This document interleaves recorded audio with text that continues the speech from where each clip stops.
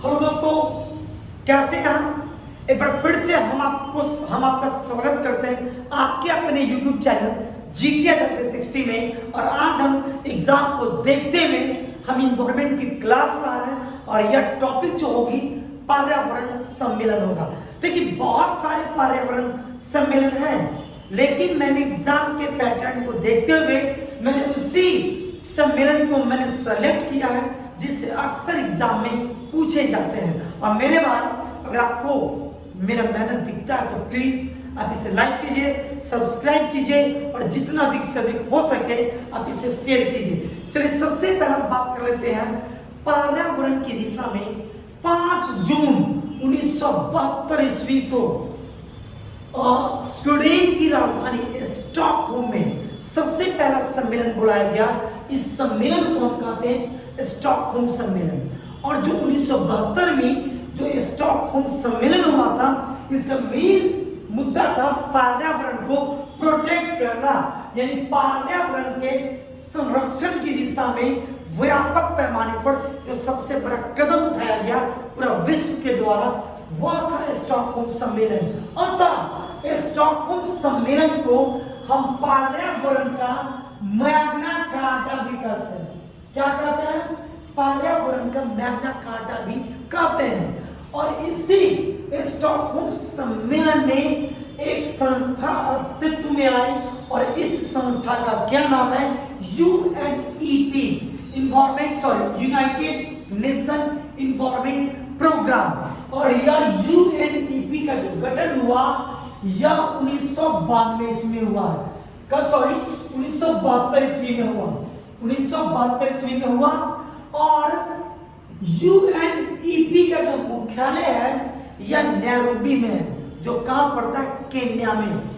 और एक बात याद रखिए, एक चीज और इंपॉर्टेंट चीज है कि जब पहली बार व्यापक पैमाने पर पर्यावरण को प्रोटेक्ट करने के लिए स्टॉकहोम सम्मेलन जो 5 जून को बुलाया गया, अतः हर वर्ष 5 जून को पर्यावरण दिवस मनाने की घोषणा की गई। और विश्व में सबसे पहली बार पर्यावरण दिवस जो मना वो 5 जून 1973 को मना। तो स्टॉकहोम सम्मेलन की सभी बातें खत्म। अब हम बात कर लेते हैं वियना सम्मेलन। वियना सम्मेलन कब हुआ था? यह ऑस्ट्रिया की राजधानी वियना। यह सम्मेलन 1985 ईस्वी को हुआ था और उसका मेन जो मकसद था यह था ओजोन को संरक्षित करने के लिए एक बहुपक्षीय पर्यावरण समझौता था। और यह समझौता 1985 ईस्वी में हुआ। और कह सकते हैं कि वियना समझौता की जो मेन मुद्दा थी वो ओजोन परत संरक्षण था। अब हम अगली बात कर लेते हैं मॉन्ट्रियल प्रोटोकॉल की। मॉन्ट्रियल प्रोटोकॉल कनाडा में मॉन्ट्रियल है और पर्यावरण को प्रोटेक्ट करने के लिए, और पर्यावरण में किस टॉपिक को? तो ओजोन परत को संरक्षित करने के लिए फिर से एक कह सकते हैं सम्मेलन होता है, प्रोटोकॉल होता है। और हम इसी प्रोटोकॉल को मॉन्ट्रियल प्रोटोकॉल के नाम से जानते हैं। और एक चीज और, यह जो मॉन्ट्रियल प्रोटोकॉल 1987 ईस्वी को हुआ, यह सबसे सफल, यह अब तक का जितना भी पर्यावरण सम्मेलन हुआ, इस सभी सम्मेलन में मॉन्ट्रियल प्रोटोकॉल को सबसे सफल माना जाता है। तो मॉन्ट्रियल प्रोटोकॉल कब हुआ? 1987 ईस्वी में। विषय क्या था? ओजोन परत को लेकर था। और इसमें क्या डिसाइड किया गया? तो जो ओजोन परत को जो नुकसान पहुंचाने वाले पदार्थ है उस पर नियंत्रण की बात की गई। और यह जो मॉन्ट्रियल प्रोटोकॉल पे जो हस्ताक्षर हुआ था यह हुआ था 16 सितंबर 1987 को। और इसी प्रोटोकॉल में, मॉन्ट्रियल प्रोटोकॉल में यह डिसाइड किया गया कि हर वर्ष 16 सितंबर को ओजोन दिवस के रूप में मनाया जाएगा। अब हम बात कर लेते हैं 1992 ईस्वी में रियो सम्मेलन हुआ, जिसे हम पृथ्वी सम्मेलन के नाम से भी जानते हैं। और यह जो रियो सम्मेलन था यह पर्यावरण के संरक्षण को लेकर था। और इस रियो सम्मेलन में क्या किया गया कि पर्यावरण को संरक्षित करने के लिए महत्वपूर्ण नियमों के दस्तावेज को तैयार किया गया। और यह जो तैयार था, यह जो दस्तावेज जो नियम का तैयार किया गया, यह 21वीं शताब्दी के लिए किया गया। अतः इससे हम एजेंडा 21 भी कहते हैं। अक्सर एग्जाम में पूछा जाता है कि एजेंडा 21 का उदय किस सम्मेलन में हुआ, तो रियो सम्मेलन में हुआ, जिसे पृथ्वी सम्मेलन के नाम से भी जानते हैं। और इस रियो सम्मेलन में दो नए चीजों का उदय होता है, एक है UNFCCC और एक है COP। UNFCCC के बारे में आपको जानना चाहिए। इसका फुल फॉर्म होता है United nation framework convention on climate change. और यह जो अस्तित्व में आया, यह अस्तित्व में आया था 1994 ईस्वी में, और इसका मुख्यालय जर्मनी के बोन में है। कहां पे है? जर्मनी के बोन में है। और दूसरी चीज एक और अस्तित्व में आया, वो था COP यानी कॉन्फ्रेंस ऑफ पार्टीज। इसमें डिसाइड किया गया कि विश्व के सभी राष्ट्र पर्यावरण को प्रोटेक्ट करने के लिए आगे आएंगे और कोशिश होगी कि हर वर्ष पर्यावरण के संरक्षण के लिए एक बड़े पैमाने पर सभी देशों की पार्टी बुलाई जाएगी, जिसे हम कहते हैं कॉन्फ्रेंस ऑफ पार्टीज। तो रियो सम्मेलन की खास बात है, एजेंडा 21 आया, प्रिय पर्यावरण संरक्षण को लेकर आया, और दो संस्था UNFCCC और COP अस्तित्व में आया। मैं बात कर रहे थे क्योटो प्रोटोकॉल की। क्योटो जो जापान में पड़ता है, वहां पर एक सम्मेलन बुलाया गया जिसे हम क्योटो प्रोटोकॉल के नाम से जानते हैं। कब बुलाया गया? 1997 में। और इसमें जो विषय क्या रखा गया में, तो इसमें विषय था कार्बन डाइऑक्साइड के उत्पादन में कटौती। अब ग्लोबल वार्मिंग के कारण वर्ल्ड में क्या हो रहे थे कि कार्बन डाइऑक्साइड की मात्रा में वृद्धि हो रही थी। तो इस क्योटो प्रोटोकॉल का मेन जो मुद्दा था, उसमें यह किया गया, यह डिसाइड किया गया कि वर्ल्ड में अब कार्बन डाइऑक्साइड गैस का कटौती किया जाएगा। और एक और चीज वर्ल्ड में नया आया, जिसे आप जानते होंगे, कार्बन क्रेडिट की अवधारणा। कुछ वैसे मतलब हर कंट्री को एक लिमिट दिया गया कि आप कार्बन उत्पादन कितना करेंगे। अगर आप इससे ज्यादा उत्पादन करेंगे तो आपके ऊपर टैक्स लगाए जाएंगे, कुछ चार्जेस लगाए जाएंगे। तो यह जो कार्बन क्रेडिट की जो अवधारणा आया, वो कब आया? क्योटो प्रोटोकॉल में आया। अब हम बात कर लेते हैं हेलसिंकी सम्मेलन। हेलसिंकी फिनलैंड में, फिनलैंड की राजधानी हेलसिंकी। ये जो थे बहुत इंपॉर्टेंट थे, जो मैंने आपको 5 बताए। स्टॉकहोम पर्यावरण से संबंधित है, वियना ओजोन को संरक्षण से लेकर, मॉन्ट्रियल भी ओजोन परत को लेकर, रियो पर्यावरण को लेकर, और क से प्रोटोकॉल और क से कार्बन डाइऑक्साइड। अब नीचे कुछ सम्मेलन की बात कर लेते हैं। सबसे पहला हेलसिंकी सम्मेलन, ये 1974 ईस्वी में हुआ, और हेलसिंकी फिनलैंड की राजधानी है। अब इस सम्मेलन की जो मेन मुद्दा थी, वो थी समुद्री पर्यावरण की सुरक्षा की बात है।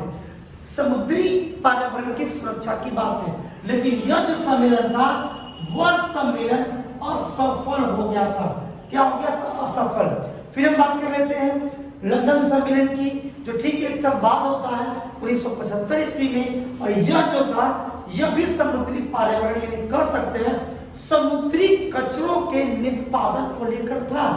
और इसमें यह डिसाइड किया गया कि समुद्र में बाहरी स्रोतों से अब कचरे नहीं गिराए जाएंगे, और पहले से जो समुद्र में कचरे विद्यमान है, उसे क्या किया जाएगा? किसी भी तरह से हटाने की कोशिश की जाएगी।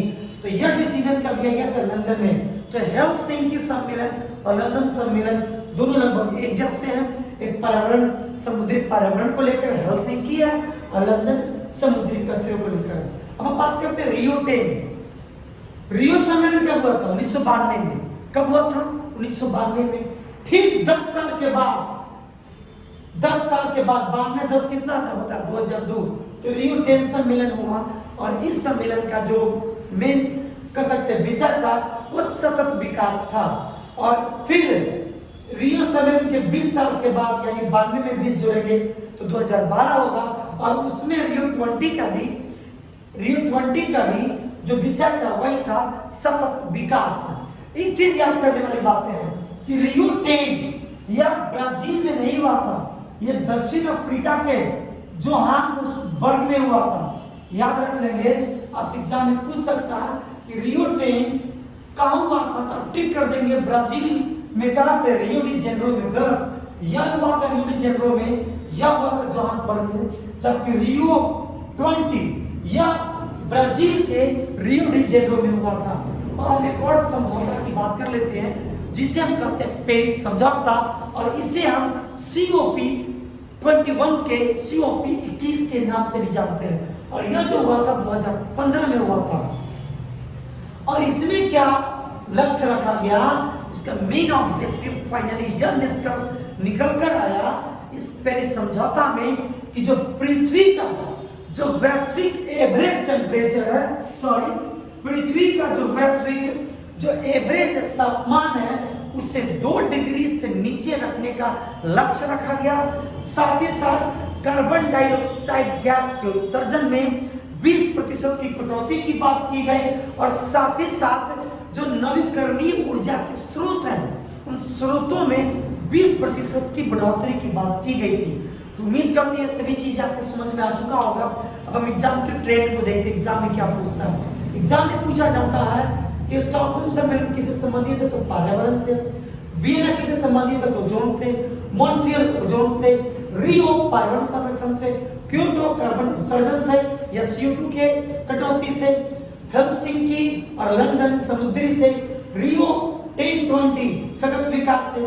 पेरिस समझौता में मैंने बताया कि ये भी ग्लोबल वार्मिंग से था। अब देखिए कॉन्सेप्ट अक्सर आता है ग्लोबल वार्मिंग। ग्लोबल वार्मिंग क्या होता है, अब समझेंगे थोड़ा सा, इसकी हम वीडियो बाद में आपको देंगे। ग्लोबल वार्मिंग क्या होता है, तो जब पृथ्वी के एवरेज टेम्परेचर में बढ़ोतरी होती है हम इसी को कहते हैं ग्लोबल वार्मिंग, यानी वैश्विक तापन। अब एक क्वेश्चन उठता है कि पृथ्वी का एवरेज टेम्परेचर कितना है, तो पृथ्वी का एवरेज टेम्परेचर 14 डिग्री है, 14 डिग्री है। यानी जब पृथ्वी के टेम्परेचर में 14 डिग्री से ज्यादा बढ़ोतरी होगी तो यह क्या कहलाएगा, ग्लोबल वार्मिंग कहलाएगा। अब ग्लोबल वार्मिंग के कारण क्या है, तो ग्लोबल वार्मिंग के कारण बहुत सारे ऐसे गैसें हैं जैसे CO2 है, कार्बन फ्लोरोकार्बन है, मीथेन है, नाइट्रस ऑक्साइड है, N2O है, जलवाष्प है, जिसके कारण से तापमान बढ़ती है। तो इसके बाद में बात करेंगे, लेकिन याद रख लें कि ग्लोबल वार्मिंग के कॉन्सेप्ट को सबसे पहले दिया था जोसेफ फोरियर ने 1824 में। चलिए हम इस पे आते हैं। अब इसके तहत अब 3 पर्यावरण दिवस आप याद कर सकते हैं। 3 पर्यावरण दिवस। सबसे पहला तो ये याद कीजिए कि पर्यावरण दिवस किस दिन बनता है। पर्यावरण दिवस किस दिन बनता है, यह बनता किस दिन, 5 जून को। दूसरा अब आता है ओजोन संरक्षण, तो ओजोन संरक्षण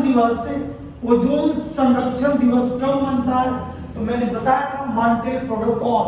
ओजोन संरक्षण दिवस किस दिन बनता है, ये बनता है 16 सितंबर को। और एक और है रियो यानी पृथ्वी, ये पृथ्वी दिवस कब बनता है, तो पृथ्वी दिवस बनता है 22 अप्रैल को। एग्जाम में से पूछे जाते हैं। पर्यावरण दिवस 5 जून को, ओजोन संरक्षण दिवस 16 सितंबर को और पृथ्वी दिवस 22 अप्रैल को। उम्मीद रखते हैं यह वीडियो आपको समझ में आ चुका होगा। मिलते हैं ऐसे ही वीडियो के साथ अगले क्लास में।